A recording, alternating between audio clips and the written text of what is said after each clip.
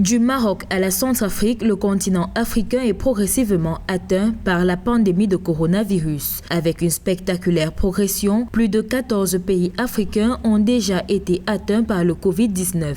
Dans une interview exclusive accordée à la chaîne de télévision Africa 24, le président sud-africain Cyril Ramaphosa, par ailleurs président en exercice de l'Union africaine, a exprimé l'impact de la pandémie de coronavirus en Afrique. The coronavirus is going to have a huge impact on the economy of the world, more globally.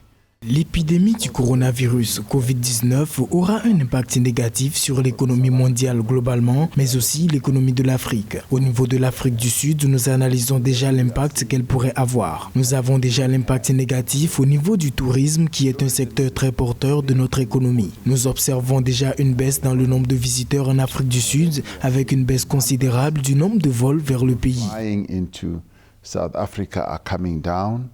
Les pays africains intensifient les mesures de riposte contre la pandémie. Certains ont déjà entrepris de fermer leurs frontières terrestres, aériennes et maritimes avec leurs voisins. D'autres ont limité l'accès des citoyens étrangers issus des pays à risque dans leur territoire. Des mesures qui contribueraient à fragiliser l'économie des pays africains touchés par le coronavirus. Already you can see that travel to South Africa from Europe is going to be... Déjà, les vols de l'Europe vers l'Afrique du Sud prendront un coup, mais nous prenons des dispositions pour protéger nos citoyens de ce virus. Nous voulons aussi pouvoir contrôler l'impact négatif du virus sur notre économie. Bien que nous savons que notre économie, comme le reste du monde, subira un effet négatif de cette pandémie, car les relations économiques sont conduites par des relations interpersonnelles et interbusiness. Nous devons donc chercher à protéger notre économie, mais nous devons protéger nos citoyens en priorité.